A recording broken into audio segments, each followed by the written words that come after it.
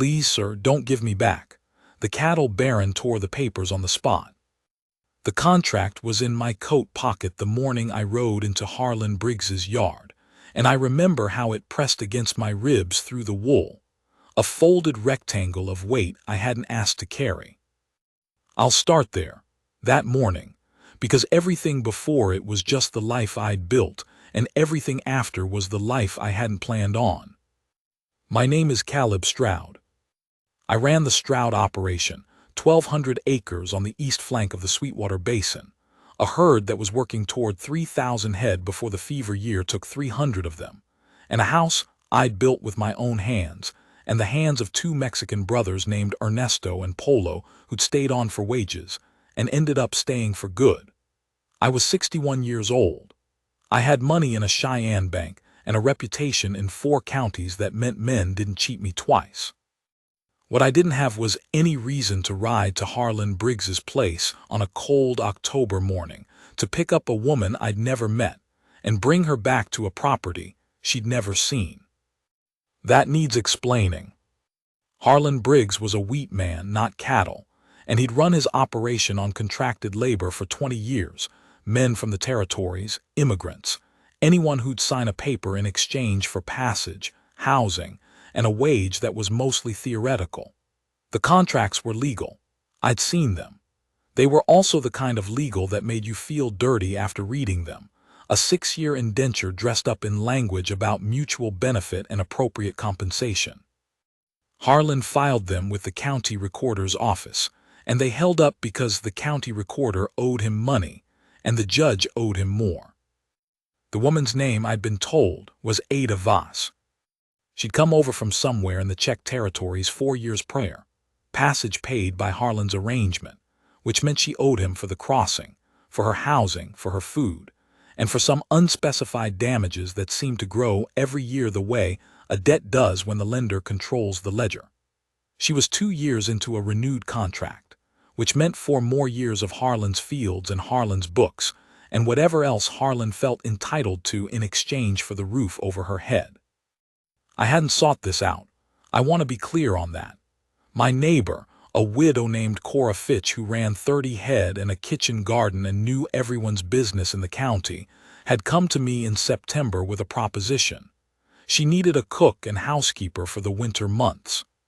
She'd identified Ada Voss as someone who could be contracted away from Harlan, bought out, in plain terms, which was what it was, if someone was willing to front the payment. Cora didn't have the cash. She was asking if I'd extend it as a loan, with her property as security. I said no. I wasn't in the business of lending against homesteads, and I didn't want Cora Fitch's 30 acres. Then she told me what else was in the contract. I won't repeat it in detail. What I'll say is that there are things a man of Harlan Briggs's type feels entitled to write into a contract when the woman signing it doesn't read English well and the lawyer present is on his payroll. Legal doesn't mean right. I knew that. I'd known it a long time. I said I'd think about it. I thought about it for 3 days. I wasn't a charitable man. I'd never pretended to be. I gave fair wages and kept my word and didn't steal, but I hadn't spent my life cushioning other people's hardships, and at 61 I didn't see myself starting. What kept pulling at me wasn't sentiment. It was something harder than that. The idea that a man like Harlan Briggs could own someone's next 4 years because she'd needed to get across an ocean. The idea that the contract would sit in that recorder's office and be legal, and everyone would know it, and nobody would do a damn thing. On the 3rd day, I rode to see a lawyer I trusted in Rawlins. I had him draw up a buyout offer, full settlement of the contracted debt, a clean transfer of the remaining term, and a second document that was my own, a 12-month employment agreement at honest wages, room and board included, for work on the Stroud property as a domestic. She could leave when the year was up. She could leave sooner if she wanted, and I'd pay her out for the months she'd worked. The work would be cooking and keeping the house. I had the space for it, and Polo's wife had gone back to her family in Sonora, and the place had gotten the way a house does when only men live in it. It was practical, that's what I told myself. The morning I rode to Harlan's, the temperature was around 20 degrees and falling. The sky was the color of old pewter. The road to his place went through a grove of cottonwoods that had dropped everything, just white trunks and the sound of my horse and the wind moving through nothing. I had the buyout documents in my pocket, and I had the feeling, which I didn't examine too closely, that I was riding towards something that was going to change the shape of things. Harlan met me in the yard. He was a big man, soft in the way that comes from years of making other people do the physical work, with a beard trimmed close and eyes that were always doing a small private calculation. He shook my hand and led me to the house like he was doing me a favor, and we sat at his kitchen table, and I put the offer in front of him. He read it twice. He made a sound in his throat. "You want to buy out the Voss contract. I want to settle it and hire her direct. She's in the middle of a term. I know what she's in the middle of. That's why I wrote you a number." He looked at the number. The calculation behind his eyes got busier. "I've got her through 1891. That's 4 years of labor at current market rate for a domestic, plus the original crossing costs, plus." "I've read the contract," I said. "The number on that page accounts for what's in the contract. The other things written in there don't have a number because I'm not paying for those." He went quiet, a different kind of quiet than before. "Those provisions are legal," he said. "Harlan," I said, "take the money." He took the money. I knew he would. He was a practical man, and I had given him more than the contracted value, and he knew I knew what was in those documents, and he knew that I knew people who knew the territorial governor. He signed the transfer. I countersigned. He handed me a copy of Ada Voss's original contract, and then he called her in. She came from somewhere in the back of the house. I heard her footsteps before I saw her, quick and light, the walk of someone who's learned to move fast and make no sound about it. She came into the kitchen and stopped when she saw me, and her eyes went to Harlan and then back to me, and she held herself very still the way an animal holds still when it's trying to decide if what it sees is danger. She was around 40, I would guess. Medium height, with dark hair pulled back plain and hands that showed work, not damaged, just worked, the knuckles a little large, the skin dry across the backs. She had a jaw that was set like she'd decided something and wasn't going to undecide it, and eyes that were brown and clear and taking everything in at once. Harlan told her, in the way that a man like Harlan tells things, that her contract had been transferred, and she was to go with me. He made it sound like a reassignment of property, which in the legal sense was what it was, and which was the part of this whole business that sat wrong in my stomach no matter how I'd reasoned through it. She didn't look at Harlan, she looked at me. "Where?" she said. "Sweetwater Basin," I said. "The Stroud operation. 12 miles east." She looked at me a while longer. Her jaw didn't change. Then she said, "I need my things." She came back with a canvas bag that couldn't have weighed 15 pounds.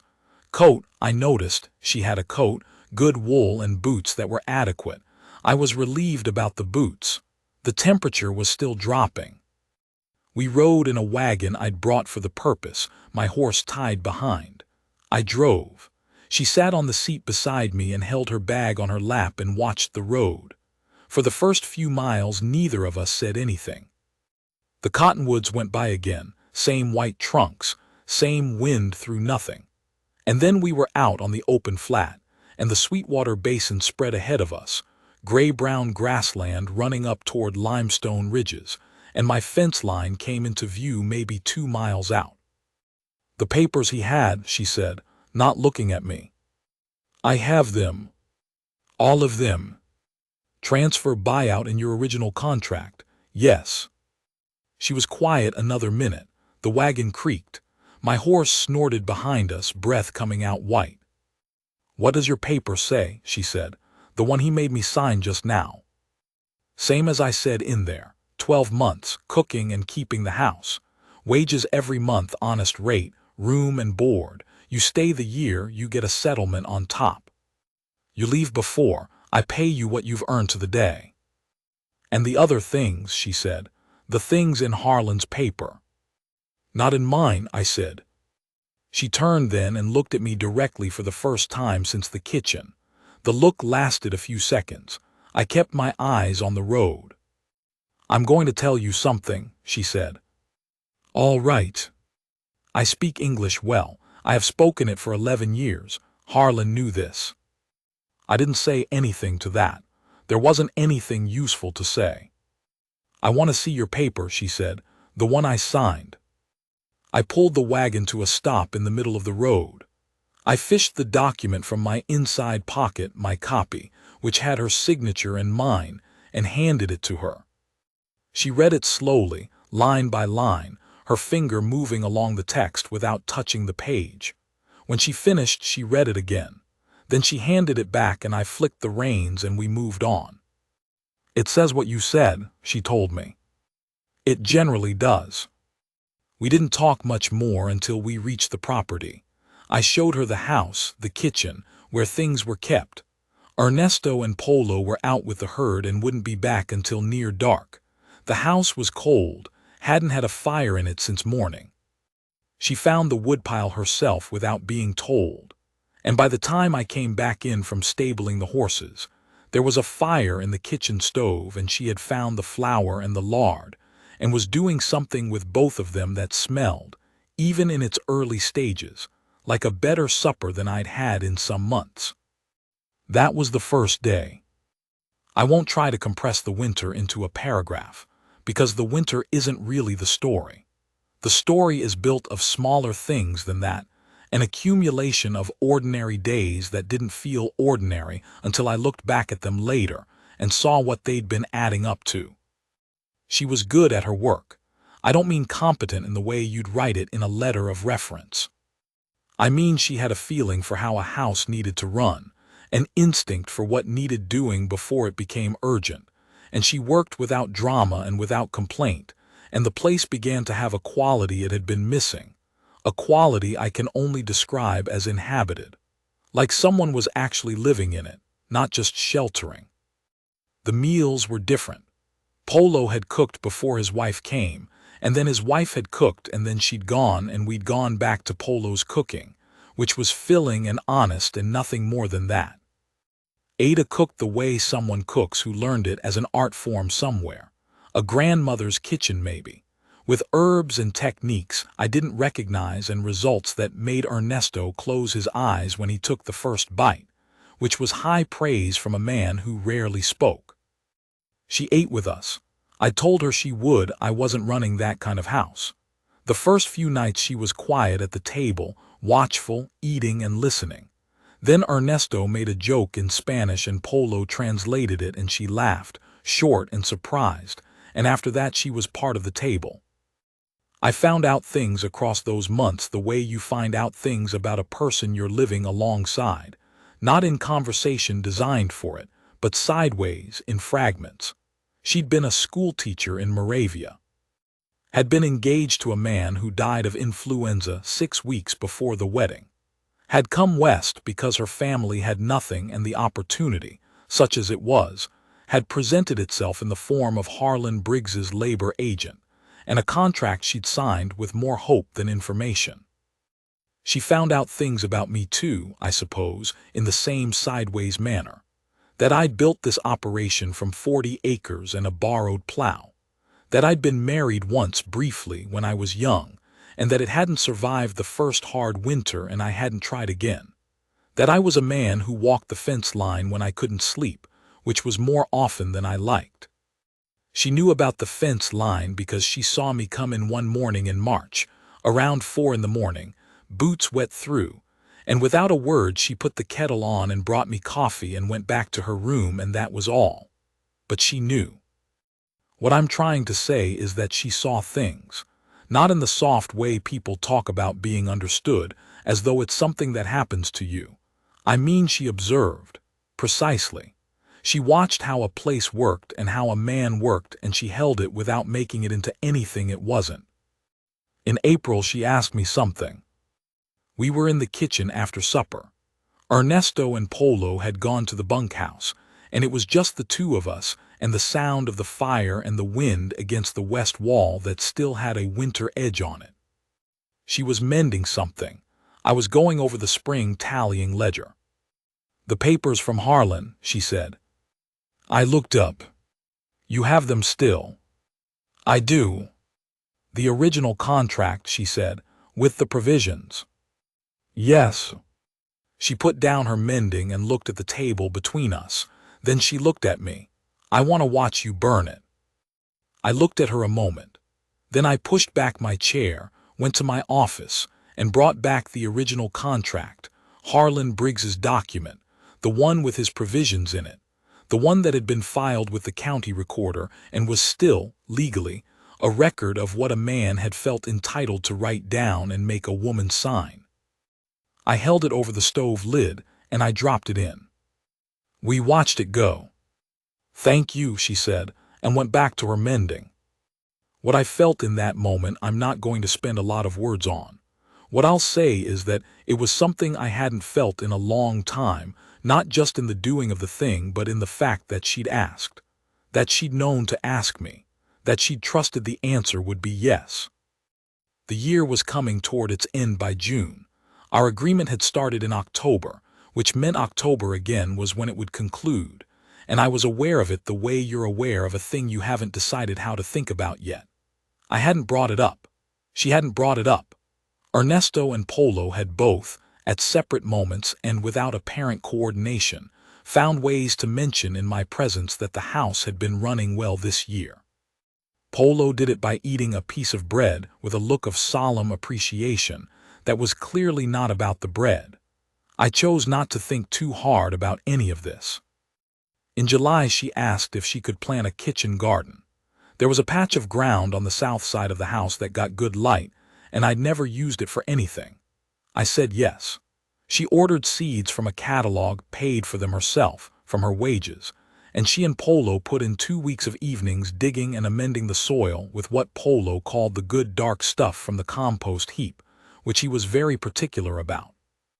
By August there were tomatoes coming, and something she called kohlrabi, which I'd never eaten, and onions and herbs whose names I couldn't pronounce, and flowers, a few at the edge, which I hadn't been consulted on and which turned out to be the right decision. I was in the garden one evening when she came out to check the tomato stakes. The light was going orange and low, and the whole basin was that particular late summer color that looks like someone lit a fire behind the ridgeline. She didn't see me at first. I was at the far end, checking whether the deer had been at the fence, and when she turned and spotted me, she just nodded and went back to the stakes. We worked our separate ends for a while. The light changed. "The agreement ends in October," I said. She was tying a stake. She didn't stop. "I know. I want to offer you a new one. Different terms." She finished the knot and moved to the next stake. "What terms?" "Permanent, wages raised, a share of the property in writing that would be yours regardless of what happened to me, room and board as before." I paused.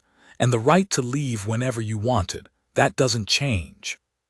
She was quiet a long time. The last light moved across the ridgeline. "Those aren't employment terms," she said. "No," I said, "they're not." She straightened up and turned around, and the light was full on her face, and her expression was the same one she'd had in Harlan Briggs's kitchen, taking everything in at once, deciding. But different, too. There was something in it that hadn't been there before. "In Moravia," she said, "we have a word, vernost. It means faithfulness, loyalty. Something you give because you choose to, not because a paper tells you." I waited. "I would need to know," she said, "that you understand the difference." I tore up one paper, I said. "I'm offering to write a different one, but if you need no paper at all, I'll manage that too." She looked at me a long time. "The paper is fine," she said. "I like to know where I stand." We stood in the garden another few minutes as the light finished going. Then she went inside and I heard her at the stove, and the smell of whatever she was making came out through the open kitchen window, and Polo came in from the south pasture and called out to her in Spanish, and she called back in Spanish that she'd learned entirely in the last 9 months, and Ernesto laughed at something she said. I stood there in the cooling air with the tomato plants and the flowers I hadn't been consulted on, and the basin going purple under the ridgeline, and I felt something settle in me that had been unsettled for a long time. Not happiness in the way young men mean it. Something older than that. A man who has built something and knows it will hold. Inside, the lamp was lit. Her shadow moved against the kitchen window. I went in. I'll tell you one more thing, and then I'm done. The following spring, Cora Fitch came for supper. The widow who'd started all of it, who'd come to me in September with a proposition I'd said no to, and then said yes to in a different way. She sat at our table and ate Ada's cooking, which had gotten even better over the winter if that was possible. And she talked to Ada about seed varieties and the deer problem and a new school teacher who'd arrived in the county. And after supper, she helped clear the table and she and Ada went to the kitchen together and I could hear them talking, low and comfortable. Cora found me later on the porch. "She's good," Cora said. "She is." "For the record," Cora said, "I knew you'd do the right thing. You were asking me to front you alone." "I was asking you to ride to Harlan Briggs's place," she said. "The loan was just the frame I put around it." I looked at her. She had the grace to look somewhere else for a moment. A woman like that needed a man with the sense to see what she was worth, Caleb, and the standing to back it up. I didn't have a lot of options in the county. I didn't say anything to that for a while. The night was warm, May warm, with the smell of the garden coming around the corner of the house. "You could have just said so," I told her. "You would have said no." Probably true. Cora went home in the dark and Ada came out onto the porch and stood beside me and we listened to the Sweetwater running somewhere below the south pasture, full with snowmelt, the sound of it just reaching us. Her arm was against mine. She didn't say anything and neither did I, and there wasn't anything that needed saying. The valley was ours, the work was ours. And in the morning we'd still be here, which was the whole thing really. The whole thing.